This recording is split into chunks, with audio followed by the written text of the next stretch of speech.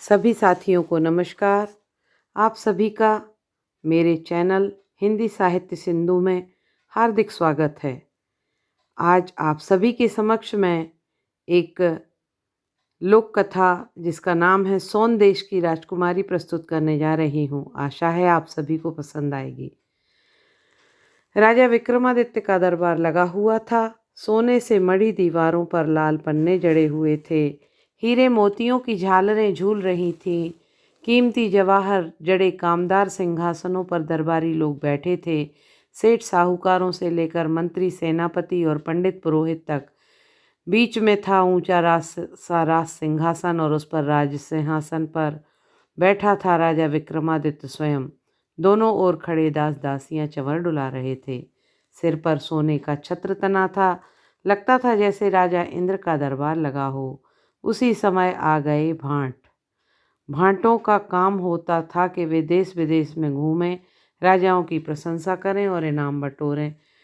भाट बहुत दूर से कई देश घूमते हुए आए थे। रास्ते में उन्होंने सैकड़ों राजाओं के दरबार देखे थे, पर राजा विक्रमादित्य का दरबार तो उन्हें एकदम अनूठा लगा। भाटों ने प्रशंसा करते हुए कहा, वाह, ऐसा दरबार तो आज तक हमने कहीं नहीं देखा। बस एक ही कमी लग रही है। कमी लग रही है? राजा विक्रमादित्य चौंक पड़ा। उसने ताज्जुब से पूछा, क्या कमी लग रही है? जरा मैं भी तो सुनूं।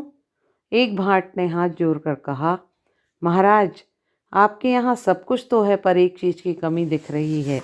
वह क्या? राजकुमारी सोन कुंवरी। राजकुमारी सोन कुंवरी? राजा विक्रमादित्य ने ताज्जुब से कहा, राजकुमारी सोन कुंवरी का नाम तो मैंने भी सुन रखा है। ऐसी भला क्या विशेषता है उसमें? भाटों ने सोन कुंवरी का बखान करना शुरू किया तो बखानते ही रह गए।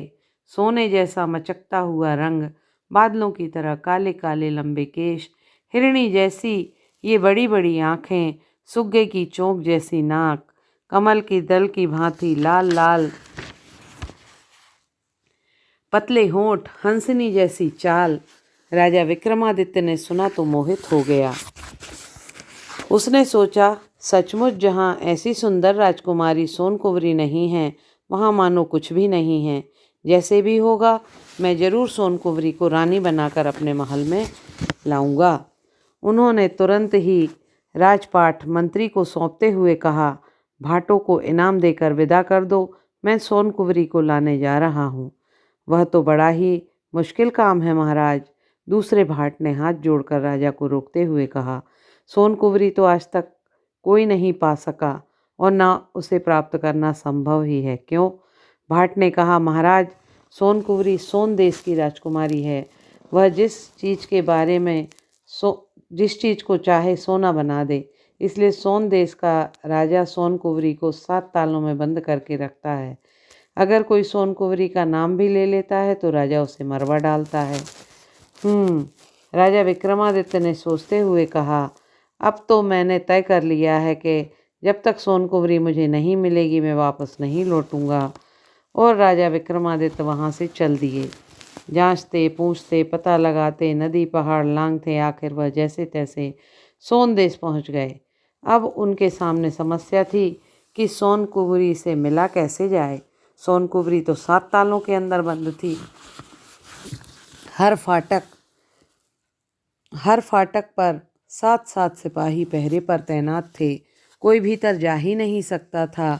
उससे मिलने का केवल एक ही उपाय था कि सीधा राजा से जाकर अनुमति ली जाए। लेकिन राजा तो सोन कुंवरी का नाम भी लेने वाले का सिर कटवा देता था। तब क्या किया जाए? राजा विक्रमादित्य को कोई उपाय नहीं सूझ रहा था। संयोग की बात है, उस दिन उसे पता चला कोई दुश्मन राजा सोन देश पर चढ़ाई करने आ रहा है। उसके पास सैकड़ों हाथी, हजारों घुड़सवार और लाखों पैदल सिपाही हैं। सोन देश के राजा ने जब यह सुना तो एकदम से घबरा गया। सेना तो उसके पास थी नहीं।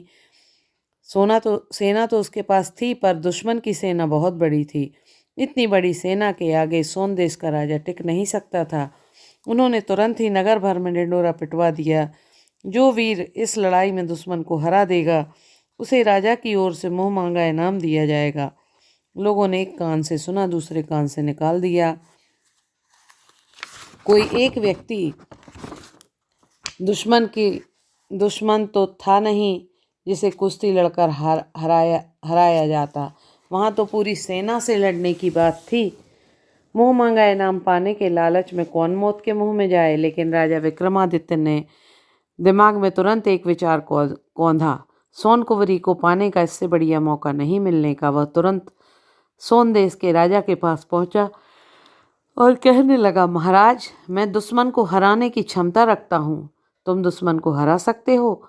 सोन देश के राजा ने ताज्जुब से राजा विक्रमादित्य की ओर देखकर पूछा, तुम कौन हो? लगते तो ऐसे हो जैसे कहीं के राजा हो। क्या नाम है तुम्हारा? राजा विक्रमादित्य ने अपना असली परिचय छुपा लिया। बस इतना ही कहा, मेरा नाम विक्रम है। मैं हर प्रकार के अस्त्र शस्त्र चलाना जानता हूँ। लड़ाई के दांव पेच भी अच्छी तरह समझता हूँ। विश्वास मानिए, मैं आपके दुश्मन को जरूर हरा दूंगा। जानते हो उसके पास कितनी फौज है? जानता हूँ महाराज, राजा विक्रमादित्य ने कहा, और यह भी जानता हूँ कि दुश्मन का मुकाबला करने के लिए इतनी जल्दी उतनी बड़ी फौज इकट्ठी करना कितना मुश्किल काम है। पर मैं तो उसे दूसरे ही उपाय से हराऊंगा।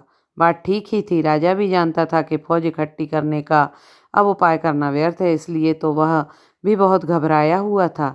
ताज्जुब से उसने पूछा, लेकिन अब तुम अकेले उसे कैसे हराओगे? विक्रमादित्य ने कहा, महाराज, जब बल काम नहीं देता तब बुद्धि से काम लेना चाहिए। मैं अपनी बुद्धि के बल से ही दुश्मन को परास्त करूंगा। राजा विक्रमादित्य की बातें सुनकर सोन देश का राजा बड़ा प्रभावित हुआ। उसे विश्वास हो गया कि यह वीर जरूर दुश्मन को हराने में समर्थ है।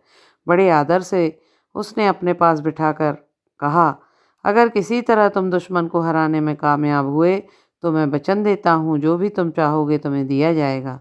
बहुत अच्छा महाराज, पहले मैं दुश्मन को हरा तो दूँ, फिर इनाम की मांग कर लूँगा। लेकिन एक बात है। वह क्या? दुश्मन को हराने के लिए मुझे आपकी मदद की ज़रूरत पड़ेगी। हाँ हाँ, क्यों नहीं, आखिर यह काम तो मेरा ही है। सोन देश के राजा ने खुश होकर कहा, बोलो, मैं तुम्हारी किस तरह से मदद करूं?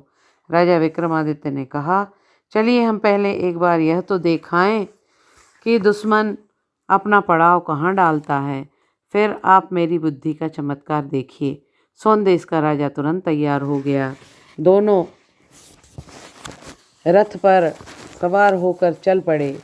नगर के बाहर पहुंचकर उन्होंने देखा, थोड़ी ही दूर पर खूब लंबा चौड़ा सा मैदान था। राजा विक्रमादित्य ने सोचते हुए कहा, मुझे लगता है दुश्मन की सेना इसी मैदान में पड़ाव डालेगी। हाँ, सोन देश के राजा ने सिर हिलाकर हामी भरते हुए कहा, मुझे भी ऐसा ही लगता है। इसके अलावा और जगह ही कौन सी है? तब ठीक है, अब आप एक काम करवाइए। क्या? राजा विक्रमादित्य ने कहा, इस मैदान में थोड़ी थोड़ी दूर पर आप सोने की मोहरें गड़वा दीजिए। यह काम दुश्मन के यहाँ पहुँचने से पहले ही पूरा हो जाना चाहिए। इससे क्या होगा? सोन देश के राजा ने ताज्जुब से पूछा, कुछ मुझे भी तो समझाइए। बाद में सब समझा दूंगा, अभी तो सबसे पहले आप यही काम करवाइए। राजा विक्रमादित्य ने कहा, दूसरा काम आप यह कीजिए कि तुरंत अपने कुछ सैनिकों को नगर के बाहर भेजिए और उनसे कहिए कि वे जाकर रास्ते में ही दुश्मन की सेना में घुल मिल जाएं।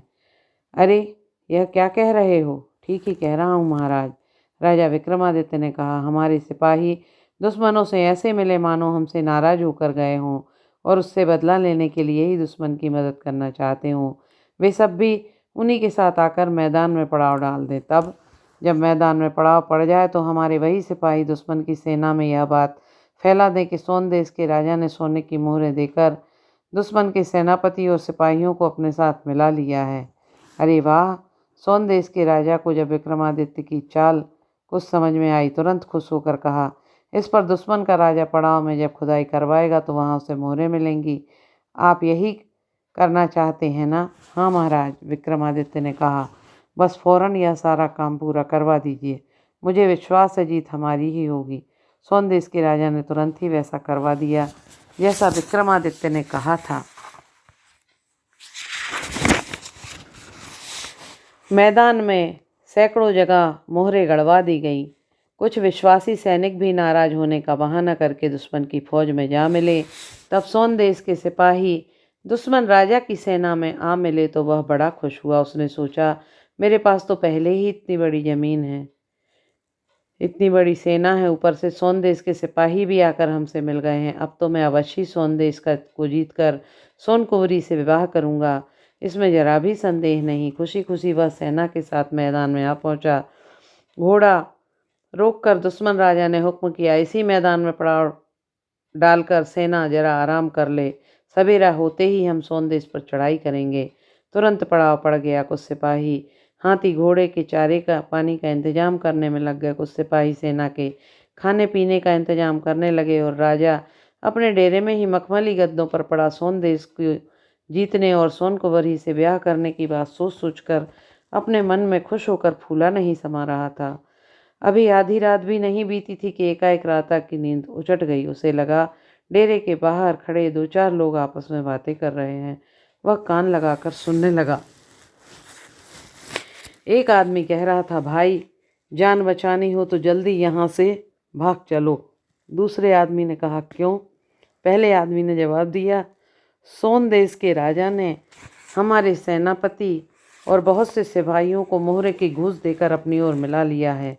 अब वह किसी भी समय हम पर हमला करके हमारे राजा को बंदी बना सकता है। ऐसा कैसे हो सकता है तुम?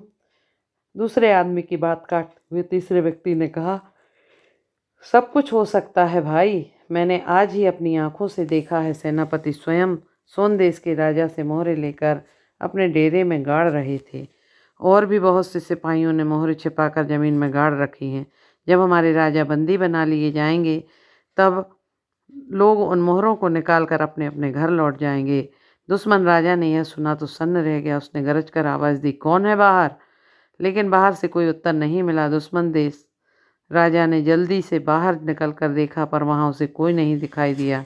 बातें करने वाले राजा की आवाज़ सुनते ही भाग गए थे। दुश्मन राजा बड़ी दुविधा में पड़कर खड़ा खड़ा सोचने लगा, यह कैसे हो सकता है? मेरे सेनापति तो मुझे बहुत चाहता है। सेना का एक एक सिपाही भी मेरे लिए जान देने को हर वक्त तैयार रहता है, हर वक्त तैयार रहता है। ये सभी इस तरह की मुझसे धोखेबाजी नहीं कर सकते। लेकिन जब एक एक बात कान में पड़ गई तो पड़ ही गई।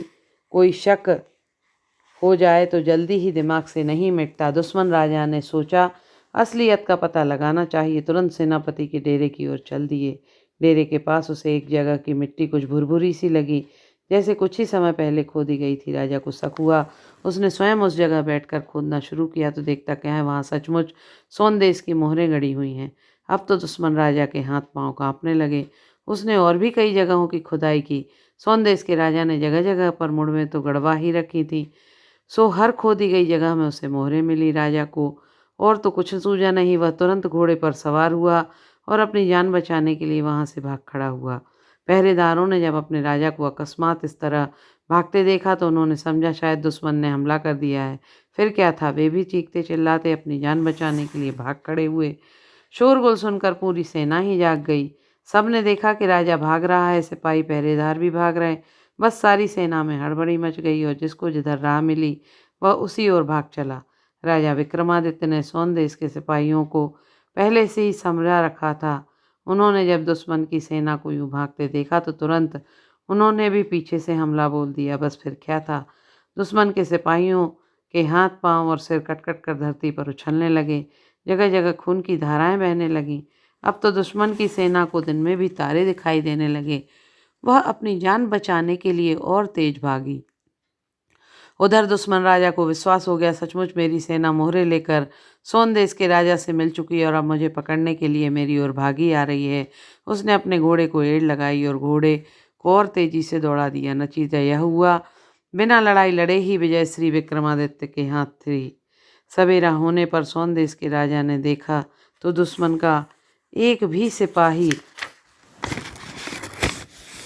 उसे जिंदा दिखाई नहीं पड़ा। विक्रमादित्य ने आकर पूरी बात बताई और कहा, हमारी चाल सचमुच काम कर गई और दुश्मन राजा अपनी जान बचाकर भाग गया। वह भागा तो उसके पीछे पूरी पूरी सेना भी भागी। जीत आपकी हुई है महाराज। भागने की जल्दी में दुश्मन अपना सामान तक नहीं ले जा सका। सोनदेश के राजा ने खुश होकर विक्रमादित्य को छाती से लगा लिया, प्रशंसा करता हुआ बोला, तुम्हारी बुद्धि के कारण ही आज मेरा राजपाट बच गया। सच सच बताओ तुम कौन हो? मैं राजा विक्रमादित्य हूँ। राजा विक्रमादित्य? सोन देश के राजा ने यह सुना तो प्रसन्न होकर बोल पड़ा, आपके दान और साहस की तो मैंने बड़ी चर्चा सुन रखी है महाराज। आप यहाँ कैसे? राजा विक्रमादित्य ने कहा, बाकी बातें तो बाद में होंगी, पहले आप मुझे मेरा इनाम दीजिए। आपने ही तो कहा था दुश्मन को हरा देने पर आप मुझे मुँह मांगा इनाम देंगे। सोन देश के राजा हाथ जोड़ते हुए कहने लगे, महाराज अभी तक तो मैं आपका नाम ही सुन रखा था, आज दर्शन भी पाकर धन्य हो गया। मेरे समेत यह सारा राज्य आपका ही है, जो चाहे सो ले लें, मैं भला आपको क्या देने लायक हूँ? राजा विक्रमादित्य ने हंसकर कहा, अगर ऐसी बात है तो राजकुमारी सोनकिवरी का ब्याह मुझसे कर दीजिए। इतना सुनते ही सोनदेश का राजा रोने लगा। उसने पछताते हुए कहा, महाराज मैं तो खुद सोचा करता था कि सोनकिवरी का ब्याह आपके साथ ही करूँगा, तब तो वह और भी अच्छी बात है। राजा विक्रमादित्य ने ताज्जुब के साथ पूछा, परंतु आप रो क्यों रहे हैं? मैं इतना अपने को दुर्भाग्य पर रोता हूँ महाराज। सोन देश के राजा ने कहा, मुझे अत्यंत दुख है कि अब यह ब्याह नहीं हो सकता। क्यों? सोनकुंवरी यहाँ है ही नहीं। तब कहाँ है? राजा विक्रमादित्य ने विकल होकर पूछा, आप साफ साफ बताइए सोनकुंवरी कहाँ है?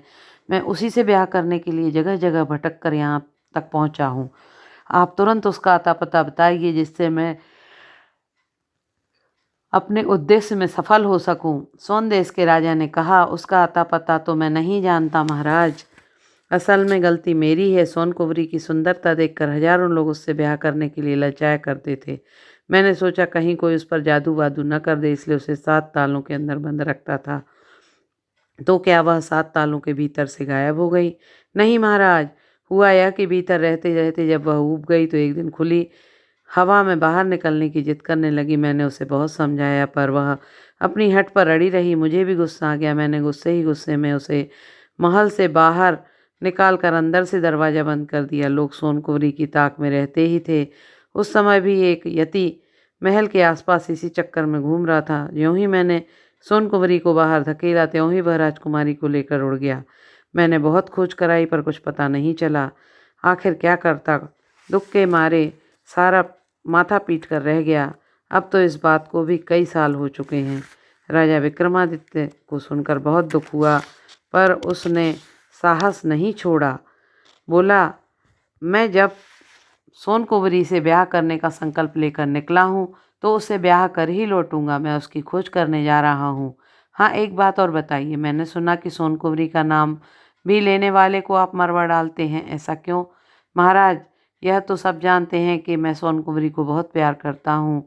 अब उसके यहाँ ना रहने से मुझे उतना ही दुख भी होता है। कोई उसका नाम भी लेता है तो मैं दुख के मारे पागल उठता हूँ और उसका सिर कटवा देता हूँ।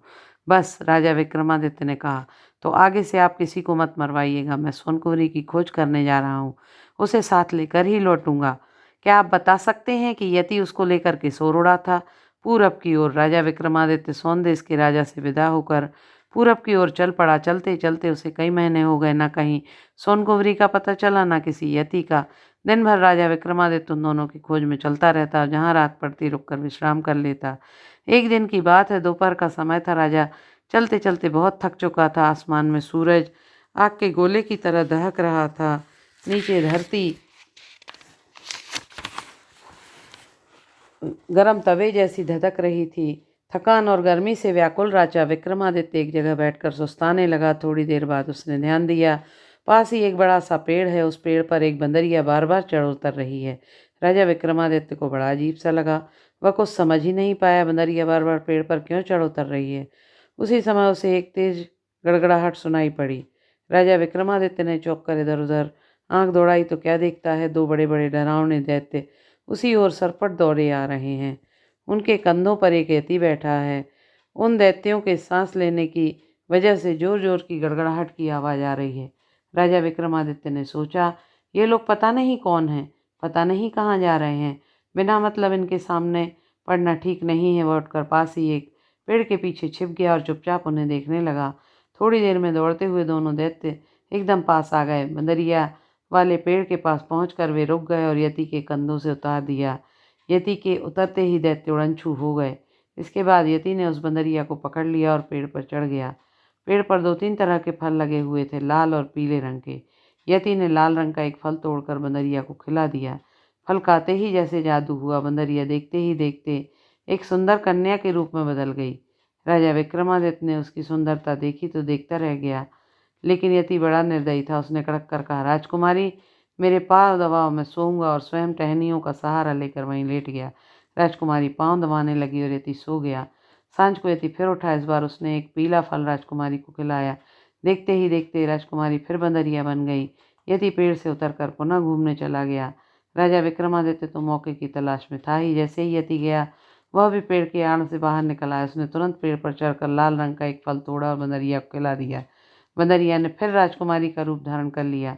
वह राजा विक्रमादित्य ने प्यार से उससे पूछा, सुंदरी, तुम कौन हो, कहाँ से आई हो और इस यति के चक्कर में कैसे फंस गई?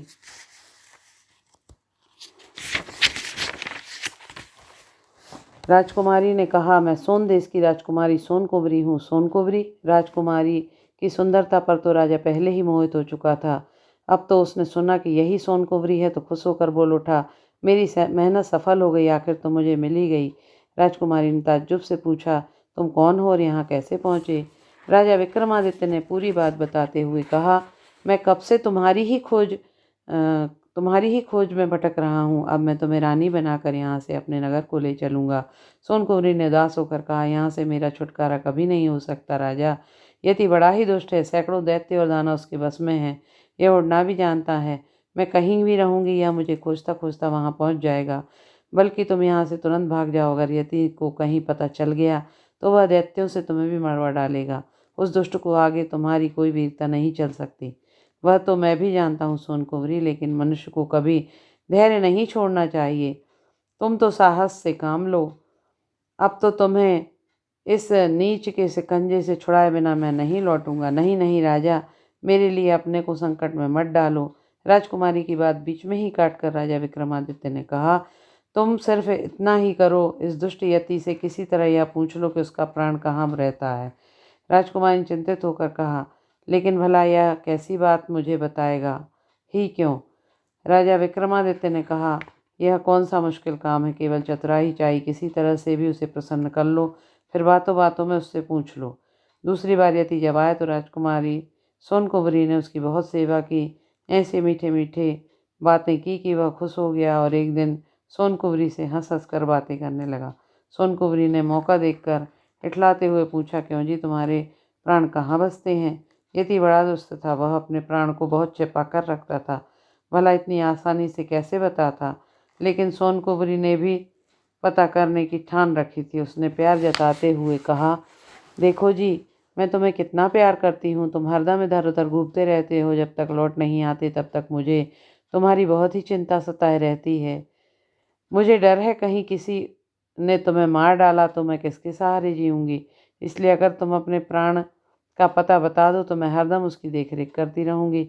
यति आखिर सोनकुंवरी की बातों में आ गया। उसने बता दिया, इसी पेड़ के खोखल में एक तोता रहता है। मेरे प्राण उसी तोते में हैं। ज्यों ही वह तोता मरेगा त्यों ही मैं मर जाऊँगा। बस फिर क्या था। ज्यों ही यति राजकुमारी को बंदरिया बनाकर बाहर गया, त्यों ही छिपा हुआ राजा विक्रमादित्य बाहर निकल आया। उसने सोनकुंवरी को लाल फल खिलाकर बंदरिया से पुनः रानी बना दिया। फिर तोते को पकड़ने के लिए दोनों ही पेड़ की खोखल की ओर झपटे। पकड़े जाते ही तोता छटपटाने लगा। जब तोता छटपटाया तो यति भी जहाँ था वहीं छटपटा गया।